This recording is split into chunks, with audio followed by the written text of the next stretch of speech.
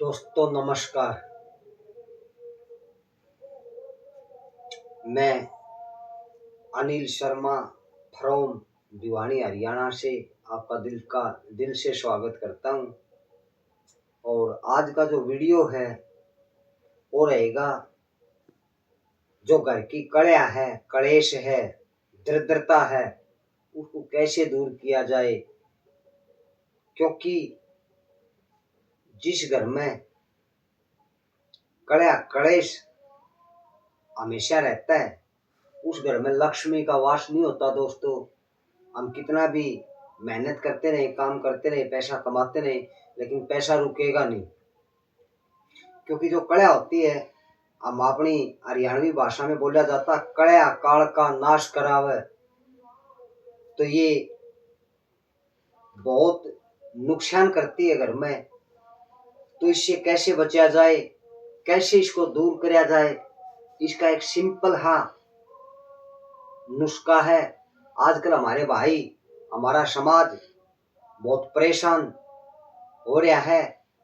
क्योंकि घर में कड़िया कलेश अक्सर रहता है। और फिर उसके बाद सेवड़िया के इलाज चालू हो गए हैं। हमारा इलाज कर दे, हमारे घर में कड़िया रहा है, नू रहा है, फलाना रहे, मेरे धनी ने मुट्ठी में कर दे, मेरी सासू ने मुट्ठी में कर दे, मेरी बीरबानी ने मुट्ठी में कर दे।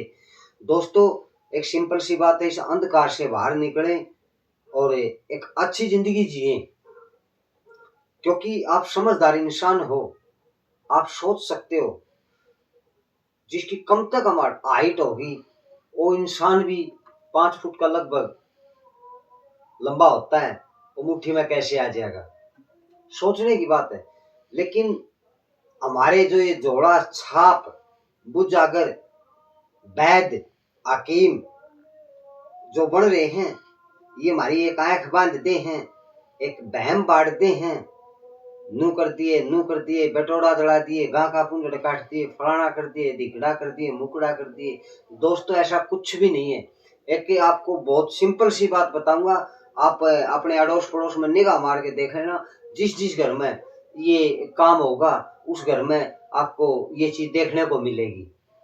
कड़िया सबसे ज्यादा, बीरबानी की ऊंची आवाज, जिस बीरबानी की आवाज परिवार की आवाज से ऊंची आवाज होगी, कदे भी घर में लक्ष्मी वास नहीं करेगी। दोस्तों, आजमा के देख लेना, कदे भी लक्ष्मी वास नहीं करेगी, धन में बरकत नहीं होगी। और जिस बीरबानी की आवाज पूरा परिवार से नीची आवाज होगी, उस घर में दोस्तों कितनी भी गरीबी क्यों ना हो, एक दिन वो घर अमीर बन जाएगा। दोस्तों, और अगर जो बात की जाए, एक सिंपल सा फार्मूला जो मैं बता रहा हूं आपको, अगर निगाह मार मार के देखना। पहला जो हमारे दादे परदादे होया करते, हमारा जो समाज होया करता, उसकी एक रीति रिवाज थी कि सुबह उठ के नहा धो के झाड़ू पोछा करके खाना बनाया जा करता। और सबसे पहले जो रोटी है वो गाय के लिए रोटी तैयार की जाती थी। पहली रोटी गाय की होती थी, और जो लास्ट की रोटी थी वो दोस्तों कुत्ते की होती थी, उसको कुत्ते को डाला जाता था।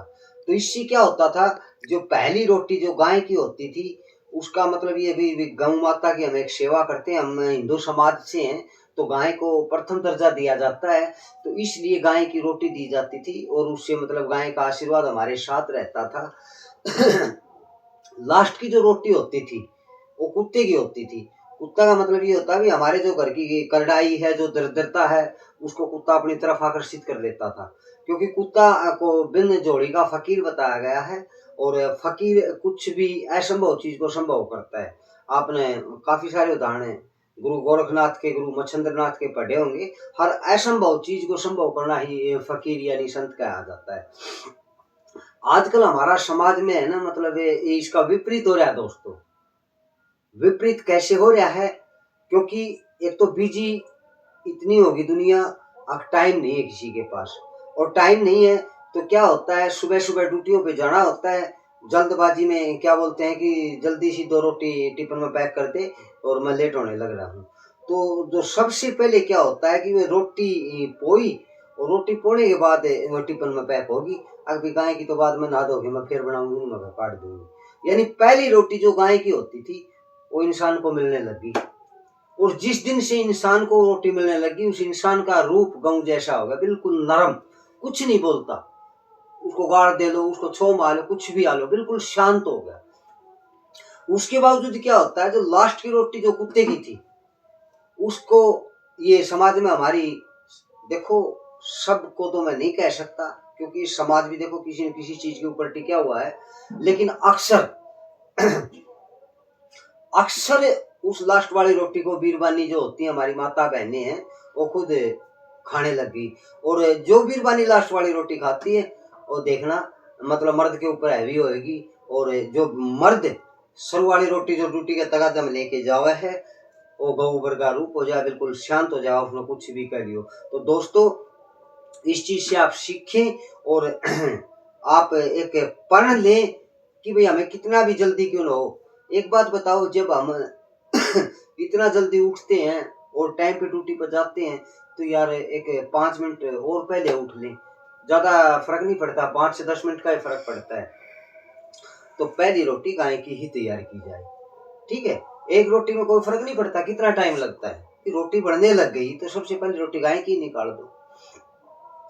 दूसरी बात क्या होती, कभी भी आप श्याणिया का शेवड़िया का बुझाड़िया का चक्कर में ना पड़े, अपने घर में शुद्धता ही रखें, नहाए धोए, पूजा पाठ करें, अपना जो चूल्हा है गाय के गोबर से उसको मतलब मिट्टी से गाय का गोबर मिला के उसको लिपे, उसकी पुताई करें, और भोजन जो भी आप अपने घर पे बनाते हो सबसे पहले गाय का निकालो, लास्ट का जो भोजन हो कुत्ते का निकालो, और एक प्यार प्रेम के साथ जिंदगी जियो। और ऐसा करोगे तो ऑटोमेटिक परिवार का प्यार बढ़ना शुरू हो जाएगा।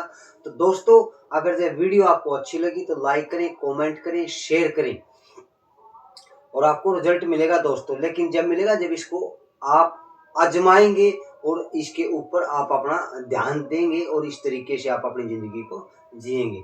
थैंक यू दोस्तों, राम राम।